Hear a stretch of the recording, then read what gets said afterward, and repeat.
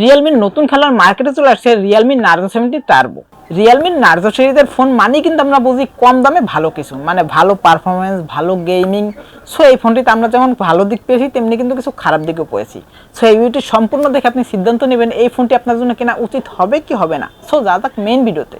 So যাদের budget 25 থেকে 30,000 টাকার মধ্যে, মানে এই বাজেটের মধ্যে ভালো একটি গেমিং ফোন কিনতে চান, তারা একটু নাড়াচাড়া দিয়ে বসুন।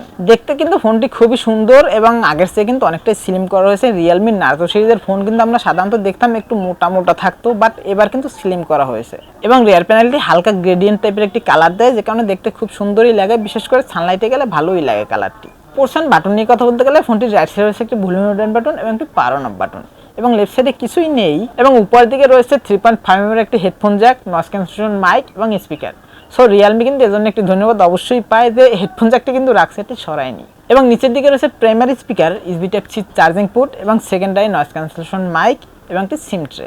এই ফোনটির সিকিউরিটির জন্য ব্যবহার করেছে ইন ডিসপ্লে ফিঙ্গারপ্রিন্ট সেন্সর, যেটা খুবই ফাস্ট অ্যান্ড অ্যাকুরেট, মানে টাচ করার সাথে সাথে কিন্তু আনলক হয়ে যাচ্ছিল এবং ফিঙ্গারপ্রিন্ট সেন্সর পজিশনটাও আমার কাছে ঠিকঠাকই মনে হয়েছে। এবং ক্যামেরা মডিউলটি দেখতে কিন্তু অনেকটাই আইকিউর মতো, তবে আপনাদের কাছে কেমন লাগছে ক্যামেরা মডিউলের ডিজাইনটি কমেন্টে জানাবেন, তাহলে সবাই জানতে পারবে। রিয়ার প্যানেলটি কিন্তু প্লাস্টিকের, তাই সাবধানে নাড়াচাড়া করবেন, স্কেচ পড়ে যাওয়ার ভয় আছে। অবশ্যই আপনারা যদি সম্ভব হয় একটি ব্যাকপার্ট ইউজ করবেন, তাহলে সেফ থাকবে রিয়ার প্যানেলটি। ডিসপ্লে সেকশন রয়েছে 6.67 ইঞ্চের একটি ওএলইডি অ্যামোলেড প্যানেলের ডিসপ্লে, সাথে রয়েছে 120 Hz রিফ্রেশ রেট এবং পিক্সেল ডেনসিটি হিসেবে রয়েছে 395 ppi। এবং এই ফোনটিতে কিন্তু 2000 নিটস পিক ব্রাইটনেস পেয়ে যাবেন। সো পিক ব্রাইটনেস কিন্তু খুবই দুর্দান্ত পাচ্ছেন। ইনডোরে তো ভালো ব্রাইটনেস পাবেনই, আউটডোরে ডিরেক্ট সানলাইটেও কিন্তু ব্রাইটনেসের কোনো ঘাটতিই মিলবে না।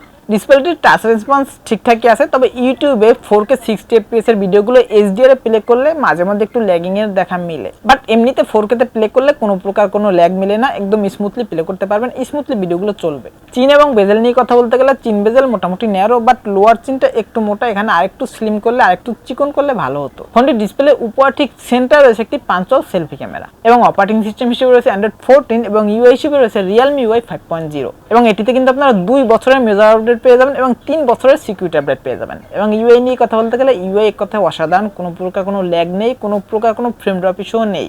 তবে টুকটাক কিছু অপ্রয়োজনীয় অ্যাপস আছে যেগুলো আপনারা চাইলে ইনস্টল করে দিতে পারবেন, তবে মাঝে মধ্যে একটু অ্যাড আসে, এটা কিন্তু একটু বিরক্তিকর, কারণ এখন কিছু করার নেই। যদিও সেটিংস দিয়ে আপনারা কিছু অ্যাড কমিয়ে আনতে পারবেন। ফোনটির র্যাম হিসেবে পেয়ে যাবেন 6GB 8GB এবং 12GB পর্যন্ত, এবং স্টোরেজ হিসেবে পেয়ে যাবেন 128GB এবং 256GB পর্যন্ত। এবং সবগুলো ভ্যারিয়েন্টের র্যাম ট্যাপ হিসেবে পেয়ে যাবেন কিন্তু LPDDR4X এবং স্টোরেজ ট্যাপ হিসেবে পেয়ে যাবেন UFS 3.1। অবশ্যই স্টোরেজ ট্যাপটি কিন্তু অনেক হাই, মানে খুবই দুর্দান্ত একটি স্টোরেজ দিয়েছে এই ফোনে।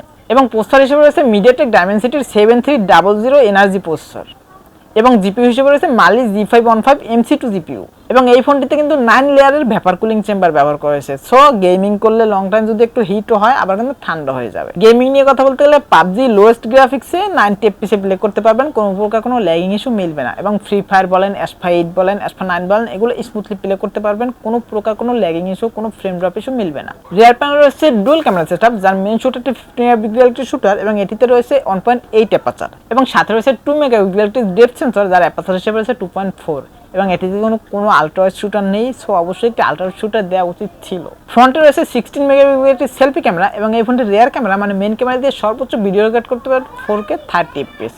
সো কোনো প্রকার কোনো ওয়াইস সাপোর্ট কিন্তু নেই, সাবধানে ভিডিও রেকর্ড করতে হবে। অবশ্যই স্টেবিলাইজারভাবে ভিডিও রেকর্ড করবেন, তাহলে ভালো পারফরমেন্স পাবেন। আর যদি হাত নাড়াচাড়া করেন তাহলে তো বুঝেনি, সেইভাবে চলে আসবে। ব্যাটারি সেকশন রয়েছে 5000 mAh একটি বড় ব্যাটারি, এবং এটিকে চার্জ করার জন্য রয়েছে কিন্তু 45 ওয়াটের ফাস্ট চার্জার। এবং এই চার্জারটি দিয়ে এই ফোনটিকে ফুল চার্জ করতে সময় লাগবে 1 ঘন্টা 10 মিনিটের মতো।